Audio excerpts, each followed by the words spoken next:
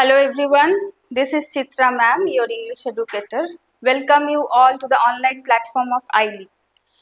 আজ বহু প্রতীক্ষিত একটি ইংলিশ ক্লাস নিয়ে তোমাদের সামনে আমি চলে এসেছি, যার নাম হচ্ছে এসএলএসটি। অনেক স্টুডেন্টরাই অনেক দিন ধরে শুধুমাত্র এই এক্সামের জন্য অপেক্ষা করছে, এরকম প্রচুর স্টুডেন্ট রয়েছে এবং অনেকে আবার আছো এরকম যারা পাশাপাশি অন্যান্য কম্পিটিটিভ এক্সামগুলো দিচ্ছ, but eagerly waiting for this particular exam. বা অনেকে হয়তো বিএড করেছো শুধুমাত্র এই পরীক্ষায় বসবে বলে, তো তাদের প্রতীক্ষার অবসান এতদিনে হতে চলেছে। I think form fill up তো অনেকেই করে নিয়েছো, আর তো বেশি দিন নেই ফর্ম ফিল আপের। অনেক ফর্ম ফিল আপ নিশ্চয়ই হয়েছে, তবে একটা কথা সব সময় সত্যি যে সময় কিন্তু খুবই কম, তাই সেরকম স্ট্র্যাটেজি নিয়ে আমাদের পড়াশোনা করতে হবে। বাট ডিমোটিভেটেড হলে কিন্তু চলবে না, বিকজ ফর্ম যখন বেরিয়েছে এক্সামও হবে আর রিক্রুটমেন্টও অবশ্যই হবে। সুতরাং আমাদের পজিটিভ অ্যাটিটিউড নিয়েই এগোতে হবে, পরীক্ষা দিতে হবে, পাস করতে হবে এবং ক্র্যাক করতে হবে। ওকে, তো সময় নষ্ট না করে চলো আজকে শুরু করি এসএলএসটি ইংলিশ। অনেকেই হয়তো 9, 10 বা 11, 12 দুটোর জন্যই 9, 10 অ্যান্ড 11, 12 দুটোর জন্যই ফর্ম ফিল আপ করেছো, বিকজ পোস্ট গ্রাজুয়েশন থাকলে তো তোমরা 11, 12 এর জন্য ফিল আপ করতে পারবে। সিলেবাস তো তোমরা সবাই জানো, 2016 পরে তো আর সেরকম ভাবে এক্সাম হয়নি, আর সিলেবাসও এখনো পর্যন্ত চেঞ্জেস এর কোনো খবর নেই। সুতরাং আমাদের ওই সিলেবাস নিয়েই এগোতে হবে। 9, 10 এর সিলেবাস, 11, 12 এর সিলেবাস কিছু টপিক কমন রয়েছে আমাদের, বাট 11, 12 এর সিলেবাসটা কিন্তু যথেষ্টই ভাস্ট। সুতরাং প্রিপারেশন আমাদের সেরকম ভাবেই নিতে হবে। তো অ্যাট ফার্স্ট আমি কিছু বুকস এর নাম সাজেস্ট করে দিই। জানি বই সবার কাছেই রয়েছে, বিকজ তোমরা সবাই এই সাবজেক্টটা নিয়ে অনার্স করেছো, মাস্টার্স করেছো, তো অনেক কিছু বুকস তোমাদের কাছে রয়েছে। বাট পার্টিকুলারলি ফর এসএলএসটি যদি কিছু বই তোমরা বাই করতে চাও, দেন এই বইগুলো তোমরা নিতে পারো। যেমন কল্যাণ পান্ডের and analysis of English poetry, যদি পোয়েমস এর বই বলি তাহলে তোমরা কিনতে পারো কল্যাণ পান্ডের বই। আর ডক্টর অরুণোদয় ভট্টাচার্যর বইও তোমরা কিনে নিতে পারো। আর যদি মনে হয় যে টিএস এলিয়টের ওপরে কিছু বই নেবে, তাহলে মঞ্জু জৈনের critical reading of TS Eliot রয়েছে, কিন্তু সেটাতে তোমার টিএস এলিয়টটাই তুমি ভালোভাবে দেখতে পাবে। আর যদি কম্প্যাক্ট বুকস চাও, যে সময় খুব কম, কিছু কম্প্যাক্ট বই থাকলে ভালো হয়, তাহলে রবিন কুমার দাসের বইটা সত্যিই খুব সুন্দর। 9, 10 এর সিলেবাসটা তো খুব সুন্দরভাবেই ওখানে রয়েছে। অ্যান্ড রীতা পাবলিকেশনের এমসিকিউ তোমরা নিতে পারো, এমসিকিউ এর জন্য রীতা পাবলিকেশনের বইও খুব ভালো। ওকে, এক্সাম মোটামুটি যা ডিক্লেয়ার করা হয়েছে ফার্স্ট উইক অফ সেপ্টেম্বরে হবার সম্ভাবনা রয়েছে। পরে কি চেঞ্জেস হবে উই ডোন্ট নো। সো আমাদের প্রিপারেশন নিতে হবে সেই এম নিয়ে, যে আমাদের ফার্স্ট উইক অফ সেপ্টেম্বরে we are going for the exam. তো এখন থেকেই লড়াইটা শুরু করে দিতে হবে। আই থিঙ্ক শুরু করে দিয়েছো সবাই। এবার বলি যে পড়াশোনা তো সবাই তোমরা করে এসেছো, ধরো অনার্স করেছো, মাস্টার্স করেছো কেউ কেউ, কিন্তু ওখানে তো লিটারেচার নিয়ে পড়াশোনা যেটা করেছো ডিগ্রি কোর্সে, সেটা পুরোপুরি ছিল কনসেপ্ট বেসড। কিন্তু কম্পিটিটিভ এক্সামের পড়াশোনা কিছু স্ট্র্যাটেজি নিয়ে, কিছু ট্রিক্স নিয়ে এগোতে হয়, যেটা সম্পূর্ণভাবে শুধুমাত্র কনসেপ্ট বেসড প্রিপারেশন নিলে এগোনো পসিবল হবে না, মানে কমপ্লিট করাটা পসিবল হবে না, বা এক্সাম ক্র্যাক করাটা। কনসেপচুয়াল নলেজ তো আমাদের অবশ্যই থাকতে হবেই। ওকে, তার সাথে সাথে কি দরকার? ইনফরমেশন। ইনফরমেশনটা যত বেশি তুমি কালেক্ট করতে পারবে, তত তোমার পাস করার সম্ভাবনাটা, পসিবিলিটিটা বেড়ে যাবে। ইনফরমেশন মানে আমি কি বলতে চাইছি এজ, পাবলিকেশন ইয়ার, হ্যাঁ, পাবলিকেশন, যে কন্টেন্ট কোন বইয়ের মধ্যে পাবলিশড হয়েছে, এই ইনফরমেশন গুলো as much as possible we have to collect. Suppose তোমরা সবাই স্টুপস টু কনকার পড়েছো, অনার্সে তোমাদের অনেকেরই ছিল বা মাস্টার্সে ছিল, অ্যাজ ইউ লাইক ইট পড়েছো। ম্যাকবেথ পড়েছো, ম্যাকবেথ তো সবাই মোটামুটি পড়েছো, মানে এরকম ইউনিভার্সিটি বোধহয় খুব কমই আছে যেখানে ম্যাকবেথ পড়ানো হয় না। তো যখন স্টুপস টু কনকার পড়েছো তোমরা, তখন তোমাদের জানতে হয়েছে বা বুঝতে হয়েছে যে সেন্টিমেন্টাল কমেডি কি জিনিস, কখন এটা এলো, কখন এটার ইন্ট্রোডাকশন হলো হিস্ট্রি অফ ইংলিশ লিটারেচারে। তারপর এক একটা ক্যারেক্টার নিয়ে তোমরা পড়াশোনা করেছো। ম্যাকবেথ যখন পড়েছো তখন জানতে হয়েছে ট্র্যাজেডি কি জিনিস, ট্র্যাজিক হিরো বলতে আমরা কাকে বলি, ক্যাথারসিস কি জিনিস, এই কনসেপ্ট গুলো তোমাদের ক্লিয়ার করতে হয়েছে। কিন্তু কম্পিটিটিভে শুধু ওই কনসেপ্ট গুলো জানলেই হবে না, আমার কিছু ইনফরমেশনও দরকার, বিকজ কোশ্চেন প্যাটার্ন হচ্ছে এমসিকিউ, আমাদের শর্ট কোশ্চেন্স আসবে। এবার কোথার থেকে শর্ট কোশ্চেন দেবে উই ডোন্ট নো, তাই যতটা সম্ভব ইনফরমেশন কালেক্ট করে রাখো। The more information you collect the more marks you will get. এটা হচ্ছে 1 number point for success. Okay, এইবার এই যে প্রিপারেশন নেব এর কিছু স্ট্র্যাটেজিস আছে। ওকে, কি স্ট্র্যাটেজিস? প্রথমে ফার্স্টে আমাদের কোনো একটা পিস নিয়ে, আমরা তো লিটারেচারের স্টুডেন্ট, আমরা তো লিটারেচারের রিলেটেড এক্সাম দেব, তো সেটাতে অবশ্যই কিছু অরিজিন রয়েছে, সেই অরিজিনটা সম্বন্ধে আমাদের কিছু ইনফরমেশন দরকার। Origin means about the age, about the author. যদি তুমি ওয়ার্ডসওয়ার্থ পড়ছো বা কোলরিজ পড়ছো বা কিডস পড়ছো বা শেক্সপিয়ার পড়ছো, তাহলে তারা কোন এজটা বিলং করছেন, ওকে, সেই এজটা সম্বন্ধে তোমার নলেজ থাকতে হবে। যদি কোশ্চেন দিয়ে দেয় কোন এজে ওনারা বিলং করছেন, দেন অথারের সম্বন্ধে কিছু নলেজ তোমার থাকতে হবে। ওকে, তাহলে অরিজিনটা তোমার ক্লিয়ার থাকতে হবে। নেক্সট হচ্ছে কনটেক্সট। বিভিন্ন জিনিস লেখা হয়েছে বিভিন্ন কনটেক্সটে, ওনারা তো লেখক, ওনাদের সমস্ত রকম জিনিস এফেক্ট করেছেন। তো কনটেক্সট মানে what do I mean to say, historical context থাকতে পারে, পলিটিক্যাল কনটেক্সট থাকতে পারে, সোশ্যাল কনটেক্সট থাকতে পারে। যেমন ফ্রেঞ্চ রিভলিউশন যখন হয়, তারপরে কিছু লেখক, কিছু অথর, কিছু পোয়েট, কিছু ড্রামাটিস্ট তাদের লেখা লিখেছেন, যেটার মধ্যে ফ্রেঞ্চ রিভলিউশনের অনেক কিছু ধরা মানে ছাপ ফেলেছেন। দেন ইন্ডাস্ট্রিয়াল রিভলিউশন হয়েছে, সেটা সম্বন্ধে, ফার্স্ট ওয়ার্ল্ড ওয়ার হয়েছে, তার পরিপ্রেক্ষিতে কিছু লেখক কিছু লিখেছেন। তো এই কনটেক্সট গুলো ক্লিয়ার থাকতে হবে। নেক্সট কি, নেক্সট যে পিসটা তোমরা পড়ছো সেটা টাইপ কি, সেই টাইপটা সম্বন্ধে তোমাদের ইনফরমেশন গ্যাদার করতে হবে। Type I mean to say the genre, বিভিন্ন জনরা রয়েছে তো হিস্ট্রি অফ ইংলিশ লিটারেচারে, তো সেই জনরাগুলো ক্লিয়ার থাকতে হবে। সাপোজ সেটা যেটা পড়ছো, সাপোজ একটা পোয়েম পড়ছো, তো পোয়েমটা তোমার ব্যালাড না লিরিক না সনেট, এগুলো তোমরা সবাই পরিচিত এই নামগুলোর সাথে, যারা যারা হিস্ট্রি অফ লিটারেচারের স্টুডেন্ট মানে ইংলিশ লিটারেচারে। তো সেই টাইপটা তোমাকে জানতে হবে। অ্যানালিসিস করতে হবে। Analysis means what do I mean to say, line by line analysis. Okay, don't go for only meaning but also significance. তুমি ভাবছো সময় তো কম, তাহলে জাস্ট পোয়েমের মিনিংটা জেনে নি আর শর্ট কোশ্চেন পড়ে নি, কিন্তু তুমি তো জানো না যে পার্টিকুলার তুমি একটা পোয়েম থেকে 30 আর 40 এমসিকিউ করেছো, তো তুমি তো শিওর নাও যে ওই 40 কোশ্চেন্স এর মধ্যে তুমি কমন পাবে, এরকম তো নাও হতে পারে।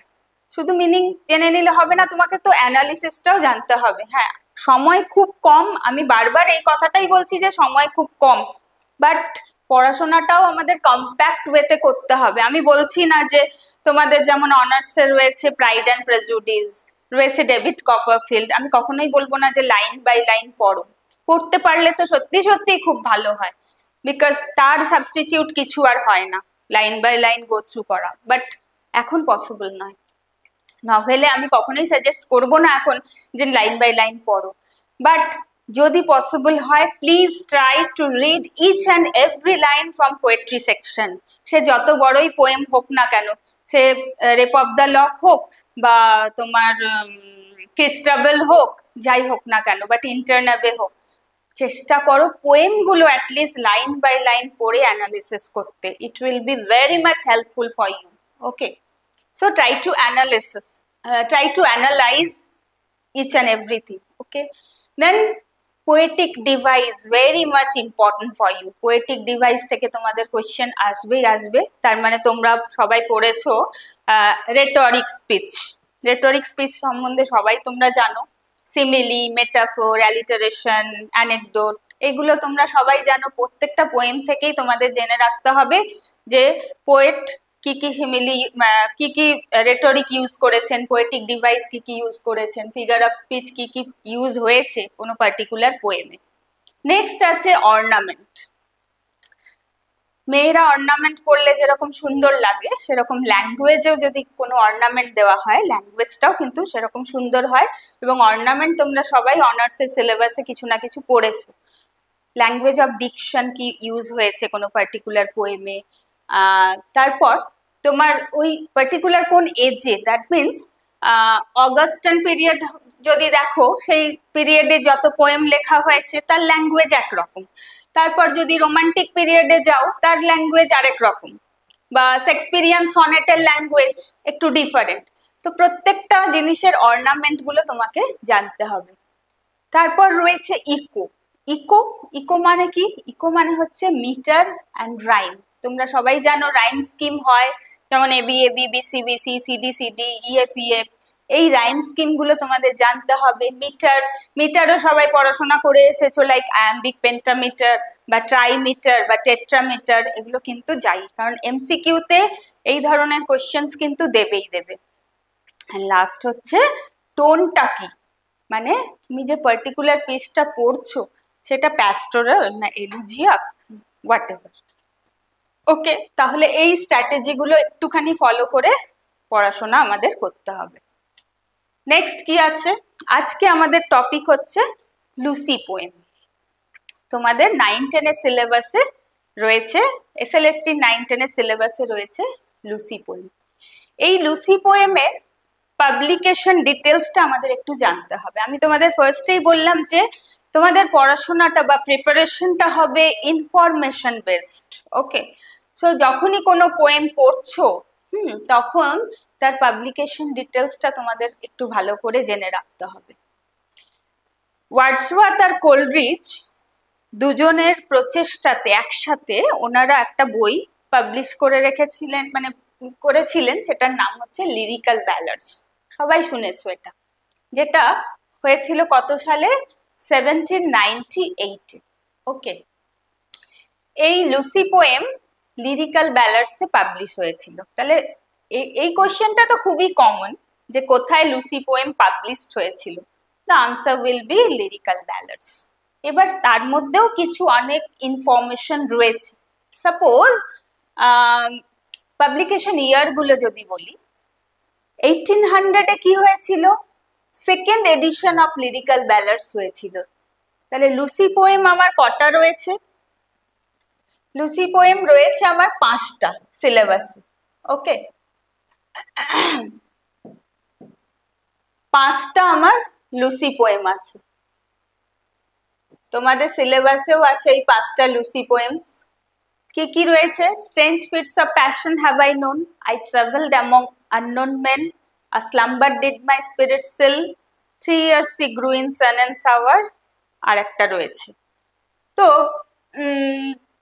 1800-এ সেকেন্ড এডিশন অফ লিরিক্যাল ব্যালাডসে 4টে লুসি পোয়েম। কি কি রয়েছে লুসি পোয়েম আমি আবার বলে দিচ্ছি। 4টে লুসি পোয়েম পাবলিশ হয়েছিল। তাহলে আরেকটা কি কোথায় গেল? 1807-এ the last Lucy poem published কোন কালেকশনে হয়েছিল? Poems in 2 volumes. এটা হচ্ছে একটা কালেকশন। ওই পোয়েমস ইন 2 ভলিউমসে 1807-এ লাস্ট লুসি পোয়েমটা পাবলিশ হয়েছিল। তো এই যে আমরা বলছি লুসি পোয়েম, তাহলে কি ওয়ার্ডসওয়ার্থ, সবাই জানি যে যে পোয়েট তিনি নামকরণ করছেন, টাইটেল দিচ্ছেন, কিন্তু এখানে মনে রাখবে Wordsworth never named this poems as Lucy poems. Wordsworth কিন্তু লুসি পোয়েম নাম বা title he haven't given. Okay, after the death of Wordsworth, some editors and critics decided to publish it together with the name of Lucy Poems. Cano? Because there were some similarities in theme in these 5 poems. Wordsworth এই 5টা poem লিখেছিলেন, কিন্তু তিনি particular কোনো title suggest করে যাননি। তারপর উনি মারা গেলেন এবং তার যে ওয়ার্কটা, ধরো লিটারারি ওয়ার্ক উনি করে গেছেন, একজন বিখ্যাত রোমান্টিক পোয়েট, তো সেটা তো পাবলিশ করতে হবে, না হলে লোকজন জানবে কিভাবে যে উনি লিখেছেন। তো কারা দায়িত্ব নিয়েছিলেন? দায়িত্ব নিয়েছিলেন কিছু ক্রিটিক্স আর কিছু এডিটর। তারা মিলে ঠিক করলেন যে এই 5টা পোয়েমকে একসাথে পাবলিশ করা হবে এবং তার নাম দেওয়া হবে, মানে ওই কালেকশনটার নাম দেওয়া হবে অ্যাজ লুসি পোয়েমস। কেন ওই 5টা পোয়েমকেই কেন সিলেক্ট করলেন? Because there were some similarities in theme.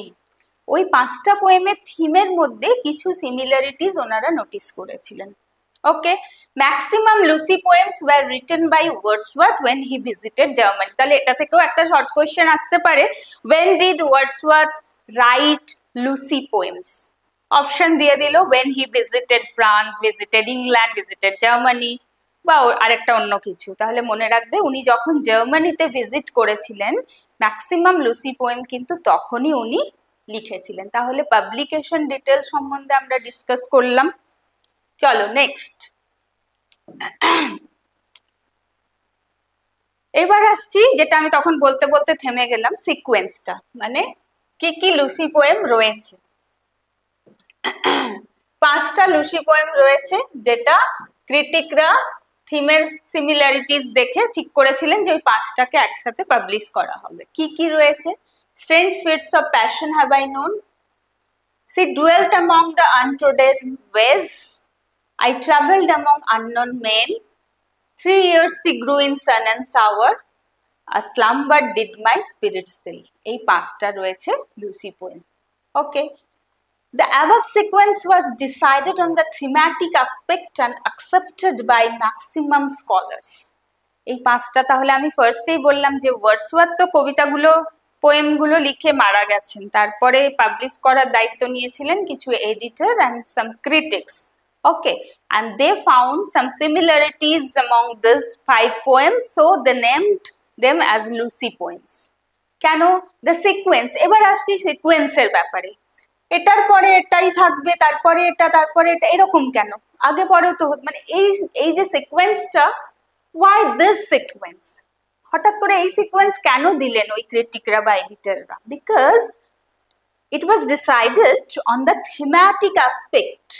Thematic aspect দেখেই কিন্তু ওনারা ডিসাইড করেছিলেন যে sequence should be like this. Okay, and that sequence was accepted by maximum scholars. Okay, the first 3 Lucy poem, that means এই 3টে, strange fits of passion, she dwells among the untrodden ways, I travelled among unknown men. First 3 Lucy poems are founded on affection. তার মানে এই 3টে Lucy poem অ্যাফেকশনের ওপরে লেখা হয়েছিল। ওকে, and the remaining 2 are founded on imagination। তাহলে first 3টে Lucy poem কিসের ওপরে নির্ভর করে হয়েছে? অ্যাফেকশনের ওপর। থিমটা হচ্ছে অ্যাফেকশনের ওপর। and the remaining two on imagination। ওকে, তাহলে আমরা সিকোয়েন্স জেনে গেলাম। এটার জন্য আমাদের রেডি থাকতে হবে, যদি সিকোয়েন্স রিলেটেডও কোশ্চেন দিয়ে দেয় অপশন দিয়ে তাহলে সেটাও আমাদের জেনে রাখতে হবে যে কোনটার পর কোনটা রয়েছে। এবার কেন রয়েছে সেটারও একটা লজিক্যাল এক্সপ্লেনেশন রয়েছে। তাহলে এটা নিয়ে কোনো প্রবলেম নেই যে এই সিকোয়েন্সটা এডিটর ক্রিটিকরাই করেছিলেন, এবং কেন করেছিলেন? Decided on the thematic aspect and it was accepted by maximum scholars. Okay, and এটাও জেনে গেলাম। এটা থেকে কিন্তু কোয়েশ্চেন কমন আসতেই পারে। সাপোজ একটা দিয়ে দিল, she dwells among the untrodden ways was founded on affection, imagination, patriotism, romanticism, then you have to choose affection। তাহলে এটাও তোমাকে মনে রাখতে হবে। ওকে, নেক্সট। এইবার এই যে সিকোয়েন্সটা বলছিলাম না যে এটারও কিছু রিজন রয়েছে। কি রিজন রয়েছে? In the first poem, the poet is expressing his fear of losing Lucy, means he fears her death। First পোয়েমের নাম ওরকম কেন? The strange fits of passion have I known. কারণ এই পোয়েমে পোয়েটের ভয় হয়েছে। Poet means Wordsworth. পোয়েটের ভয় হয়েছে যে উনি হয়তো লুসিকে হারিয়ে দেবেন, তার মানে হারিয়ে দেবেন মানে লুসি হয়তো মারা যাবে, সেই জন্যই কিন্তু ওরকম নাম দিয়েছেন এবং ক্রিটিকরা বা এডিটার্সরা বা স্কলাররা ওটাকেই ফার্স্টে রেখেছেন। সেকেন্ডে কি হয়েছে? Second, in the second poem, the poet expresses the actual death of Lucy. Second poem A poet actual deathটা তুলে ধরেছেন কবিতার মধ্যে। Okay. In the third poem, Wordsworth expresses the memory of Lucy after her death.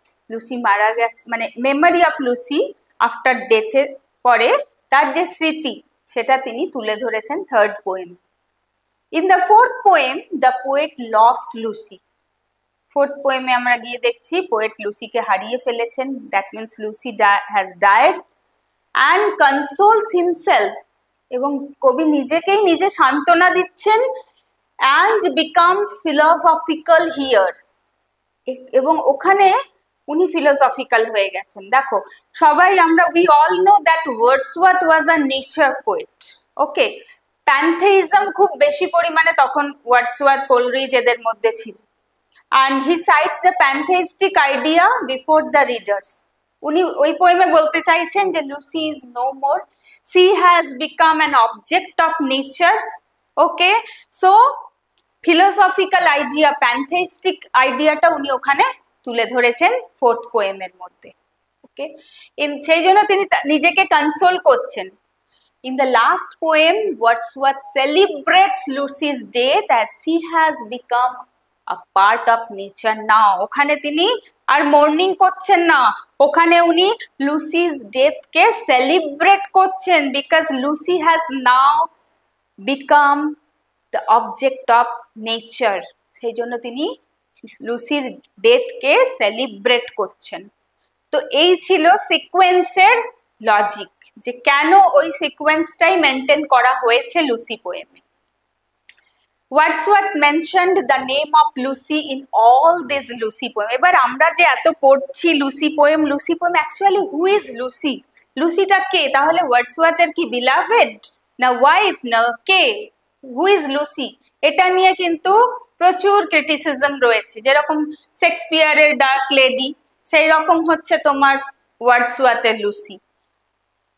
Except one, মানে প্রত্যেকটা, আচ্ছা, Wordsworth mentioned the name of Lucy in all these Lucy poems except one, that is a slumber did my spirit still. যদি 5টা Lucy poem তুমি পড়ো ওয়ার্ডসওয়ার্থের, তাহলে দেখতে পাবে তার মধ্যে 4টে Lucy পোয়েমসের the very name of Lucy has been mentioned by the poet. লুসির নামটা ওখানে উল্লেখ করা আছে, except one, একটা পোয়েমেই কিন্তু লুসির নাম উল্লেখ করা নেই, and that is a slumber did my spirit still.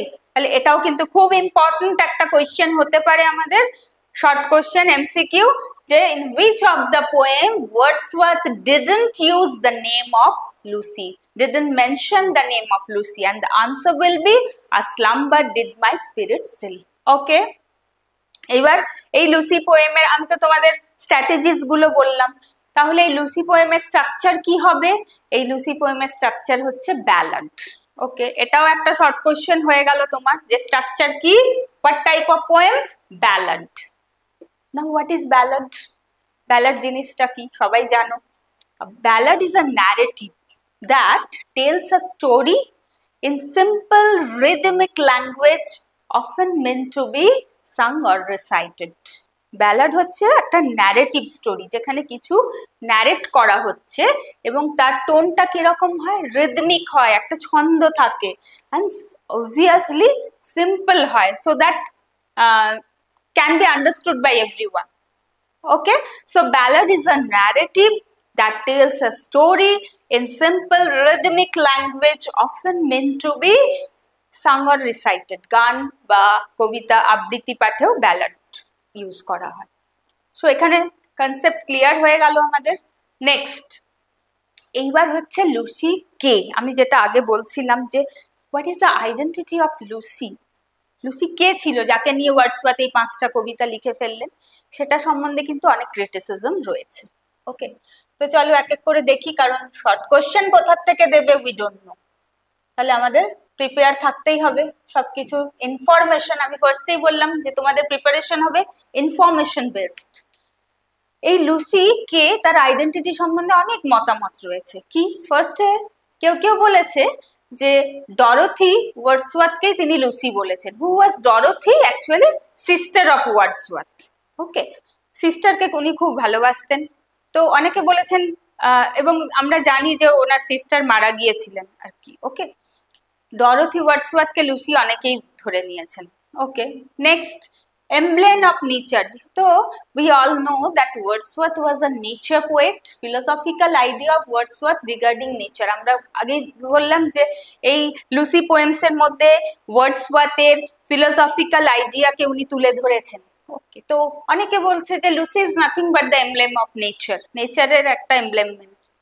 Next, symbol of England, মানে England was losing her identity gradually at that time after French revolution. ইংল্যান্ডের আইডেন্টিটি আস্তে আস্তে gradually declining. Okay, and England was very much dear to Wordsworth. তো উনি, অনেকে বলেছেন, অনেক ক্রিটিকরা, যে উনি অ্যাকচুয়াল ইংল্যান্ডকেই লুসি বলেছেন, এবং ইংল্যান্ডের অনেক কিছু যে আইডিয়ালিজম ডেথ হয়েছিল, লুসিস ডেথ বলে ওটাকে উনি কম্পেয়ার করেছেন। নেক্সট, অনেকে বলেছেন is nothing but the poetic inspiration made Lucy a muse. আমরা অনেক পোয়েটে দেখেছি, পোয়েমে, যে পোয়েটরা কবিতা লেখার আগে ইনভোক করেন মিউজকে, যাতে করে so that he get inspiration for writing. যেমন রেপ অফ দ্য লক যখন পড়বে পোপের, তখনই দেখবে যে মিউজকে ইনভোক করছেন। ওকে, পোপ। তো অনেকে বলেছেন যে লুসি এখানে পোয়েটিক ইন্সপিরেশনও হতে পারে ওনার। নেক্সট, অনেকে বলেছেন যে এটা French revolution. At the beginning of French Revolution, it gave prospect for good days but could not. যখন ফ্রেঞ্চ রিভলিউশন স্টার্ট হয়, তখন ফ্রেঞ্চ রিভলিউশন কিন্তু মানুষকে অনেক কিছু ভালো প্রসপেক্ট দিয়েছিল, যে এই হবে, ওই হবে, ভালো দিন আসতে চলেছে। But ultimately proved futile, ultimately কিছুই হলো না। তো এটাকে অনেকে বলেছেন যে এটাই উনি লুসি হিসেবে তুলে ধরেছেন, যে আলটিমেটলি যেমন ফ্রেঞ্চ রিভলিউশন হলো না, সবকিছু ডিক্লাইন হয়ে গেল, লুসিস ডেথের মাধ্যমে তিনি ওটা তুলে ধরেছেন। তো যাই হোক না কেন, এই ছিল বিভিন্ন লোকেদের বিভিন্ন মতামত regarding the identity of Lucy. তো whatever may be the identity of Lucy, we will consider Lucy as the nearest one of Wordsworth. আমরা এটা ধরেই জানবো, এটা ধরেই এগোবো যে লুসি ছিল ওয়ার্ডসওয়ার্থের খুব প্রিয় একজন। ওকে, এবারে তোমাদের মনে হতে পারে যে এই পোয়েমগুলোর টাইটেল এরকম কেন? Strange fits of passion have I known, a slumber did my spirit still, or 3 years she grew in sun and sour. এই টাইটেলগুলো এরকম কেমন একটা অদ্ভুত লাগছে, আবার ওটা দিয়েই পোয়েম শুরু হয়ে যাচ্ছে। আমি ফার্স্টে বললাম যে ওয়ার্ডসওয়ার্থ কিন্তু নিজে পাবলিশ করতে পারেননি পোয়েমগুলো, because before the publication he died, উনি মারা গিয়েছিলেন। তো টাইটেল তো দেননি, সেই জন্য তখনকার দিনে একটা প্রথা ছিল, ট্র্যাডিশন ওয়াজ দ্যাট যদি কোনো পোয়েমের টাইটেল না থাকে আর কি বাই দ্য পোয়েট, তাহলে no specific titles for this 5 poems, the first line became the very title for them. তো প্রথা অনুযায়ী বলা হতো যে যদি কোনো পোয়েমের টাইটেল পোয়েট না দিয়ে থাকেন, তাহলে ফার্স্ট লাইনটাকেই টাইটেল বলে সম্বোধন করা হবে, মানে ফার্স্ট লাইনটাকেই টাইটেল বলে কনসিডার করা হবে। ওকে, সেই জন্যই দেখবে এই ফার্স্ট লাইনগুলোই কিন্তু টাইটেল হয়ে গেছে লুসি পোয়েমের। ওকে, এবার চলো পোয়েমে চলে আসি। আজকে আমাদের first Lucy poem, that is strange fits of passion have I known. কেন এটা ফার্স্ট? আমি বললাম ফার্স্টেই যে because Wordsworth was in fear of losing his beloved Lucy. ওনার মনের মধ্যে একটা ভয় ছিল যে উনি হয়তো লুসিকে হারিয়ে ফেলবে। চলো এবার আমরা পোয়েমটা পড়ি। তোমাদের কাছে সবার কাছে নিশ্চয়ই টেক্সট আছে লুসি পোয়েমের, একবার টেক্সটটা দেখে নিও। আর ফার্স্টেই আমি বলেছি যতই সময় কম থাকুক না কেন, পোয়েট্রি কিন্তু লাইন বাই লাইন অ্যানালিসিস খুব দরকার, বিকজ কোশ্চেন্স আসবে এমসিকিউ, তোমাদের কিন্তু লাইন বাই লাইন অ্যানালিসিসটা করে রাখতেই হবে। ওকে, ফার্স্টে কি রয়েছে? Strange fits of passion have I known, and I will dare to tell but in the lover's ear alone, what wants to me befell. First paragraph. Okay. Strange fits of passion. অদ্ভুত strange fits of passion. আমার মধ্যে একটা অদ্ভুত অনুভূতি হচ্ছে, have I known, যেটা আমি কি করেছি, I have experienced, আমি অদ্ভুত একটা ফিলিংস এক্সপিরিয়েন্সড করেছি। and I will dare to tell, উনি এই পার্টিকুলার ওয়ার্ড ডেয়ার ইউজ করেছেন। আমরা যদি কোনো ভালো জিনিস চিন্তা করি তাহলে আমরা কখনোই বলবো না যে I will dare to tell, আমি সাহস করব বলতে। ভালো জিনিস বলার জন্য এরকম সাহস লাগে না। যখন আমি স্ট্রেঞ্জ কিছু এক্সপিরিয়েন্স করি তখন সেটা বলার জন্য I need some courage. Okay, and I will dare to tell মানে আমি বলার সাহস করব, but in the lover's ear alone, but in the lover's ear alone, কার কানে গিয়ে বলবো, the person who has already in love, who has fallen in love, যে ভালোবেসেছে শুধুমাত্র তার কানে গিয়েই আমি বলবো, because nobody will be able to understand this type of passion or feelings what the poet has undergone at that time. Okay, অন্য কেউ বুঝবে না আমার এই প্যাশনটা, আমার এই ফিলিংসটা, যে আমার হৃদয়ে আমি কি অনুভব করেছি, শুধুমাত্র আমি সেই জন্যই সাহস করব একজন প্রেমিকের কানেই সেটা বলতে। হোয়াট ওয়ান্স টু মি বিফেল, যে একবার আমার কি হয়েছিল, বিফেল মিন্স কি happened, what happened to me. তার মানে আমরা ফার্স্ট প্যারায় পড়লাম যে জানতে পারলাম যে একদিন পোয়েটের মনের মধ্যে কি অদ্ভুত ধরনের প্যাশন বা ফিলিংস উনি এক্সপিরিয়েন্স করেছিলেন, সেটা তিনি একমাত্র একজন লাভারের কানে বলতেই সাহস করবেন। ক্লিয়ার? এবার চলো রাইম স্কিমটা একবার দেখে নি। দেখো, নোন alone, টেল বিফেল। ওকে, নোন alone, টেল বিফেল, তাহলে নোন এ, আবার টেল বি, আবার নোনের সাথে alone এ, আবার টেলের সাথে বিফেল বি, তাহলে রাইম স্কিম হচ্ছে এ বি এ বি। তাহলে রাইম স্কিম আমার হয়ে গেল A B A B. Okay, next paragraph. When she I loved looked every day, fresh as a rose in June, I to her cottage bent my way beneath an evening moon. যখন আমি লুসিকে ভালোবাসতাম, মানে উনি যখন কবিতাটা লিখছেন তখনও উনি লুসিকে ভালোবাসেন, that means when they were in their courtship, যখন ওনারা কোর্টশিপের মধ্যে ছিলেন, তার মানে বুঝতে পারছি অ্যাট প্রেজেন্ট কিন্তু লুসি ইজ নো মোর, মানে উনি তো পরে কবিতাটা লিখছেন। When she I loved looked every day, আমি প্রত্যেক দিন লুসিকে দেখতাম। কেমন ভাবে দেখতাম? Fresh as a rose in June, very important line, fresh as a rose in June. উনি কিরকম ভাবে লুসিকে দেখতেন? Lucy has been compared to a rose in June, important line. কেন উনি পার্টিকুলারলি জুন মান্থের সাথে কম্পেয়ার করলেন? Because June is the month of nature's luxury, nature becomes luxuriant in the month of June, okay, with its flowers. তো সেই নেচারের সাথে, সেই নেচারে যেমন জুন মান্থে যেরকম রোজ ফুটে ওঠে, গোলাপ যেরকম ভাবে প্রস্ফুটিত হয়, আমার লুসিও কিন্তু ঠিক সেই রকম ভাবে ফুটে উঠতো June মান্থে। I to her cottage bent my way, আমি তার কটেজের উদ্দেশ্যে একদিন রওনা হলাম। বেন্ট মানে I went, তার মানে আমরা বুঝতে পারছি উনি ঘোড়ায় চেপে গেলেন। ওকে, beneath an evening moon, তাহলে beneath an evening moon মানে তিনি কখন যাত্রা করেছিলেন? ইভিনিং এ, সন্ধেবেলায়, যখন চাঁদ উঠে গেছিল সেই সময়ে তিনি লুসির কটেজের উদ্দেশ্যে যাত্রা করেছিলেন।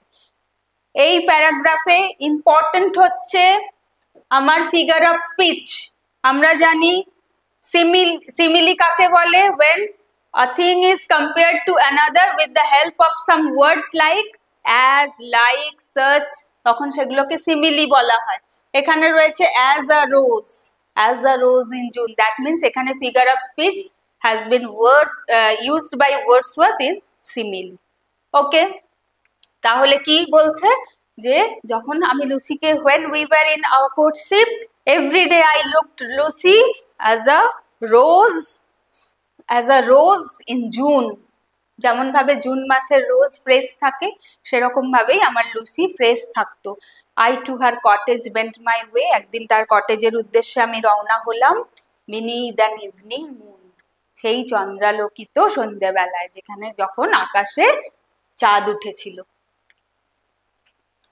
Next, upon the moon I fixed my eye all over the widely, আমরা এতক্ষণ জেনে গেছি যে তিনি ইভিনিং এ যাত্রা করছিলেন এবং ওই চাঁদের দিকেই তিনি তাকিয়েছিলেন। Fixed my eye, that means romantic poets were mad with nature. আমরা জানি ওয়ার্ডসওয়ার্থ তো রোমান্টিক পোয়েট ছিলেনই এবং সকল রোমান্টিক পোয়েটরা তারা নেচারকে প্রচন্ড ভালোবাসতেন, সেই জন্য তাদের সমস্ত লেখাতে ওই নেচারের আইডিয়াগুলো প্রস্ফুটিত হয়ে গেছে। সেই জন্য তিনি বলছেন upon the moon I fixed my I, ওই চাঁদের ওপরে আমি ফিক্সড আমার চোখ করে রেখেছিলাম। অল ওভার দ্য ওয়াইডলি, বিস্তৃত তৃণভূমি, ওয়াইডলি মানে হচ্ছে বিস্তৃত তৃণভূমি, মাঠ দিয়ে আমি গেলাম। With quickening pace my horse drew nigh, pace মানে হচ্ছে মুভমেন্ট, গতি, আমার ঘোড়া, তার মানে এখান থেকে আমরা বুঝে গেলাম যে poet was on a horse back, উনি ঘোড়ায় করে যাচ্ছিলেন। ড্রু নাই, নাই আমার ঘোড়া কি করলো? কুইকেনিং পেস কেন? বিকজ হি বিকেম রেস্টলেস, কবি তখন রেস্টলেস হয়ে গেছেন, উনি কখন লুসির বাড়ি কটেজে গিয়ে পৌঁছবেন, সেজন্য ঘোড়াটাকেও তিনি সেরম ভাবে লাগাম দিয়েছেন, ঘোড়াটাও দ্রুত গতিতে এগিয়ে চলেছে। Those paths so dear to me, very important line, those paths so dear to me, ওই রাস্তাগুলো আমার কাছে প্রচন্ড ভাবে ডিয়ার। কেন? Because the paths were known to him, because they used to meet each and every day, ওই রাস্তাগুলো কবির চেনা, এবং যেহেতু as those paths lead to Lucy's cottage, as Lucy was dear to the poet, at the same time the paths were also dear to the poet, সেই রাস্তাগুলো যেহেতু লুসির কটেজের দিকে যায়, লুসি যেহেতু তার কাছে প্রিয়, রাস্তাগুলোও কিন্তু পোয়েটের কাছে সমানভাবে প্রিয়।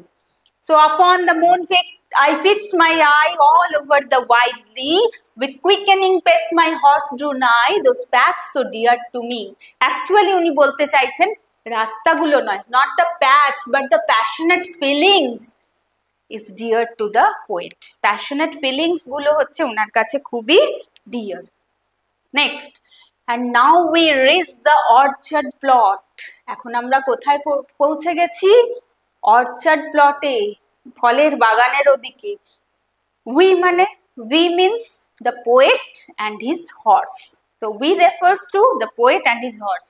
Now we reach the orchard plot and as we climbed the hill, তার মানে বুঝতে পারছি ঠিক ওপরের দিকে লুসির কটেজ, যখন ওনারা ফলের বাগান পেরিয়ে পাহাড়ের ওপরের দিকে ঘোড়া নিয়ে উঠছেন, the sinking moon to Lucy's cot come near and nearer still, এবং আস্তে আস্তে যখনই উঠছেন মনে হচ্ছে চাঁদটা যেন আরো কাছে চলে আসছে। moon to Lucy's cot, that means cottage, যত লুসির কটেজের দিকে এগিয়ে যাচ্ছেন চাঁদটা কি হচ্ছে? come near and nearer still, তার মানে চাঁদটা অ্যাকচুয়ালি তো আসছে না, চাঁদ তো এক জায়গায় ফিক্সড, তার মানে মনে হচ্ছে চাঁদের আলোটা, তার মানে এখানে উনি চাঁদকে পার্সনিফাই করছেন, তার মানে এখানে ফিগার অফ স্পিচ কি রয়েছে? Personification. Okay, when inanimate objects are behaving like and living beings, they are called personification. তো come nearer nearer still, এটা হচ্ছে পার্সনিফিকেশন। নেক্সট, তার মানে এই প্যারাগ্রাফে আমরা কি দেখলাম? Extreme climax of the feeling of the poet, উনি প্রচন্ড ভাবে মানে ফিল করছেন এবং ক্লাইম্যাক্সে এসে পৌঁছেছেন যে উনি এবার লুসির কটেজের দিকে এগোচ্ছেন। In one of those sweet dreams I slept, in one of those sweet dreams I slept, মানে he compares his feelings to a dream, ওই সময়ে তার যে ফিলিংস সেটাকে তিনি ড্রিমের সাথে কম্পেয়ার করেছেন, স্বপ্নের সাথে কম্পেয়ার করছেন। কাইন্ড নেচার্স জেন্টলেস্ট বুন, very important line, kind nature's জেন্টলেস্ট বুন, গডলি অ্যাট্রিবিউশন টু নেচার দিয়েছেন, প্রত্যেকটা লাইনে দেখতে পাবে ন্যাচারাল অবজেক্টকে তুলে ধরেছেন। নেচারকে কি বলেছেন? কাইন্ড বলেছেন, প্রকৃতিকে দয়ালু বলেছেন। জেন্টলেস্ট বুন তার মানে আশীর্বাদ, প্রকৃতির এই যে আশীর্বাদ, অ্যান্ড অল দ্য ওয়াইল মানে যখন উনি ঘুমন, ওনার স্লিপ, তখন তিনি স্বপ্ন দেখেন যেরকম ফিলিংস হয় সুন্দর, সেই রকম ওই ফিলিংসটাকে ড্রিমের সাথে তিনি কম্পেয়ার করেছেন। And all the while my eyes I kept on the descending moon, আর আমার চোখকে আমি চাঁদের দিকেই ফিক্সড করে আছি, মনে হচ্ছে যেন চাঁদটা আস্তে আস্তে করে নেমে যাচ্ছে। তার মানে এটা দিয়ে তিনি কি সিগনিফাই করেছেন, ওনার ফিয়ারটাকে, যে মুনটা যদি ডিসেন্ড হয়ে যায় তার মানে লুসিও কি মারা যাবে, লুসিও কি ডিসেন্ড হয়ে যাবে। তার মানে moon has a symbolic representation here, মুনটার কিন্তু একটা সিম্বলিক রিপ্রেজেন্টেশন রয়েছে, যে চাঁদটা যখন এত চন্দ্রালোকিত রাত, এত সুন্দর চাঁদের আলো, সেই সুন্দর চাঁদ যদি আস্তে আস্তে করে ডুবে যায় তাহলে কি সুন্দর লুসিও going towards death. Next, my horse moved on, hoop after hoop. আমার ঘোড়া দৌড়ে চলেছে। Horse can be his feeling also. এখানে horse ওনার ফিলিংসও হতে পারে, যে আমার ফিলিংসটা তাড়াতাড়ি করে দৌড়চ্ছে। তার মানে he was so much excited at that time. He raced and never stopped. বলছে ঘোড়াকে, বলছে ঘোড়া খালি উঠে উঠে চলেই যাচ্ছে টকবক করে, কখনোই থামছে না। তার মানে এটা ওনার ফিলিংসও হতে পারে, যে আমার ফিলিংস বেড়েই যাচ্ছে, কখনো থামছে না। When down behind the cottage roof, at once the bright moon dropped. Down behind the cottage roof, cottage roofের পিছন দিকে হঠাৎ করে যেন ব্রাইট মুনটা পড়ে গেল, ড্রপ হয়ে গেল। তার মানে এটা সিগনিফাই করেছে happy life of Lucy drop, লুসির লাইফটাও হয়তো ড্রপড হয়ে গেল, তার মানে স্টপ হয়ে গেল, তার মানে থেমে গেল।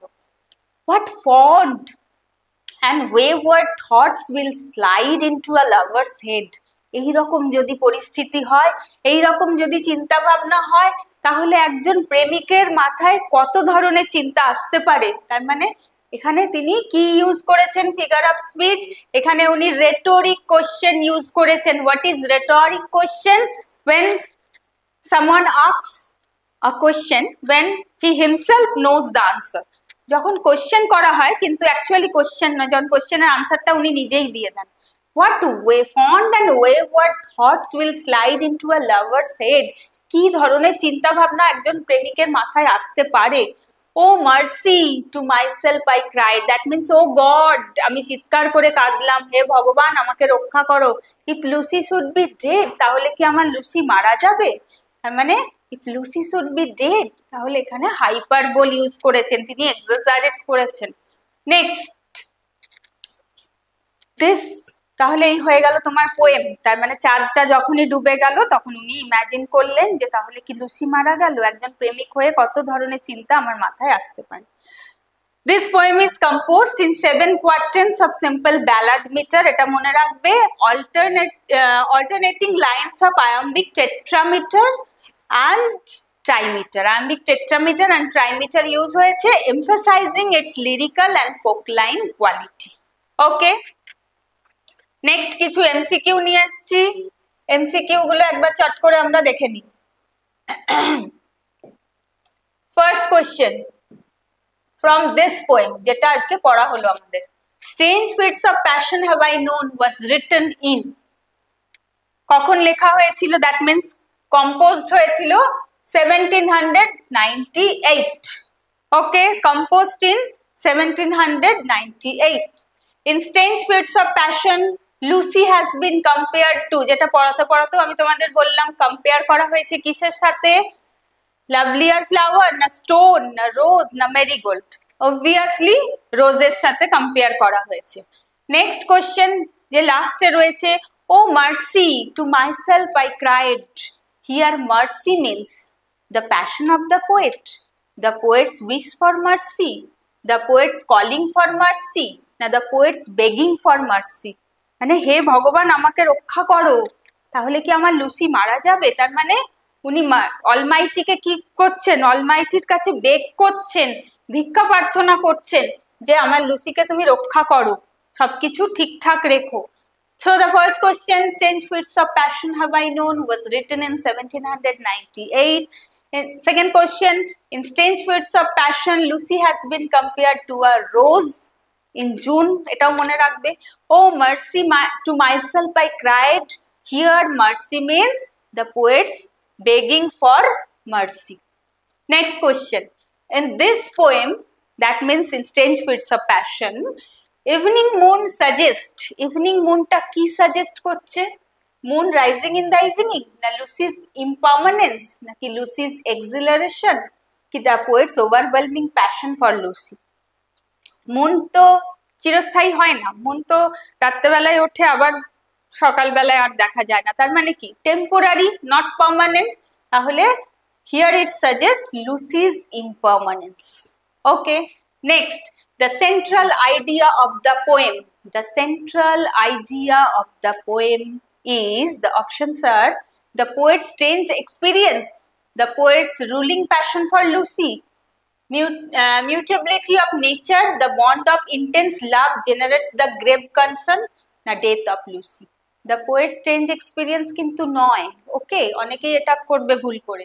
Actual answer will be mutability of nature, the bond of intense love generates the grave concern. যদি খুব বেশি কেউ ভালোবাসায় থাকে তাহলে তাকে নিয়ে সে চিন্তিত হয়ে পড়ে, তাকে হারাবার চিন্তা সবসময় তার থাকে, তাহলে this will be the correct answer. Near, here the sinking moon signifies, very important question, sinking moon কি signify করেছে? Lucy's bewitching beauty, নাকি the possibility of Lucy's death, the moon setting in the west, না descending pace of the moon? Obviously sinking moon, চাঁদটা ডুবে যাবে, that means the possibility of Lucy's death. Okay, next question, kind nature's gentlest boon refers to, very very important, kind nature's gentlest boon refers to sleep, nature's blessings, the gift of the nature, the poet's trance-like state or sweet dream. এখানে কিন্তু slip নয়, ওকে, এখানে হচ্ছে, এখানে তো কবি ঘুমোচ্ছিলেন না, এখানে হচ্ছে the poet's trance like state, একটা ঘোরে ছিলেন, অর সুইট ড্রিমে ছিলেন। Okay, clear? Next question, and I will dare to tell, what the poet would dare to tell? First line, second line এ আছেন I will dare to tell, কি সাহস করবেন উনি বলতে, কার কাছে? in the lovers here alone, কার কাছে কি বলবেন? লাভারের কাছে কি বলতে সাহস করবেন? a story of mystery, a terrible narrative, a very strange bouts of passion during his nocturnal journey on Lucy's cottage, naki a short story happening to the poet? This is very easy question. Obviously a very strange bouts of passion during his nocturnal journey on Lucy's cottage. Nocturnal means রাতের journey, লুসিস কটেজে তিনি রাতে journey করছিলেন, তখন ওনার যে strange বাউটস of passion হয়েছিল ওটাই he will dare to tell in the lovers here alone. Okay, next question, all over the widely, here lee means open cultivated land, naki fertile ground, na stretch of open grassland, na open hilly regions, obviously stretch of open grassland. Next and last question, rhyme scheme of this poem, ABCD, AABB, ABAB, ABBA. First এই আমি বলে দিয়েছি first paragraph A, this is ABAB. Okay, so that's all for today's class, strange fits of passion. আশা করি তোমাদের কিছুটা হলেও clear হয়েছে, and I have given you some advice how to prepare yourself. কিছু স্ট্র্যাটেজি মেনটেন করে পড়াশোনা করো, obviously crack করবে। যদি একটা সিট থাকে তাহলে সেই একটা সিট তোমার জন্যই আছে, এটা ভেবে এগিয়ে যাও, obviously success পাবে। Okay, thank you. Coming soon with a new class. Thank you very much.